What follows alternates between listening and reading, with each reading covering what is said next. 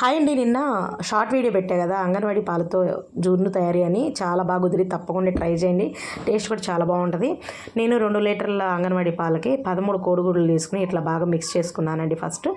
ఆ తర్వాత పావు కేజీ మీద కొంచెం ఎక్కువగా మీరు బెల్లం తీసుకుని దాన్ని కూడా బాగా ఇట్లా ఈ గుడ్డు మిశ్రమంలో బాగా మిక్స్ చేసుకోండి. ఇది మిక్స్ అయిపోయిన తర్వాత దీంట్లో కొంచెం యాలక్కాయలు కూడా దంచి ఆ పౌడర్ కూడా వేసేసుకొని మళ్ళీ మిక్స్ చేసుకోండి. ఇవి మొత్తం మిక్స్ అయిన తర్వాత పాలు కూడా వేసేసి అవి కూడా బాగా మిక్స్ చేసుకున్న తర్వాత దీని మొత్తాన్ని వేరే గిన్నెలోకి జల్లించుకుంటూ మొత్తం తీసి సపరేట్ చేయండి. ఆ తర్వాత ఒక గిన్నె పెట్టుకుని గిన్నె బాగా వేడెక్కిన ఆ గిన్నెలో వాటర్ పోసి వాటర్ కూడా బాగా హీట్ ఎక్కిన తర్వాత ఇది ఏదైతే మనం మిశ్రమం వేరే గిన్నెలో తీసుకున్నామో ఆ వేడి నీళ్ళలో ఈ గిన్నె పెట్టేసి మూత పెట్టి ఉడికించండి ఆవిరి మీద. మీరు జున్ను తయారు చేసే చూసుంటారుగా, ఈ మిశ్రమాన్ని అందులో పెట్టి ఉడికించేసుకోండి. చక్కగా ఉడికించుకుంటే ఇట్లా తయారవుతుంది జున్నులాగా. చాలా బాగుంటుంది. ఫ్రిడ్జ్లో పెట్టుకుంటే చాలా గట్టిగా టేస్ట్ చాలా బాగుంటుందండి.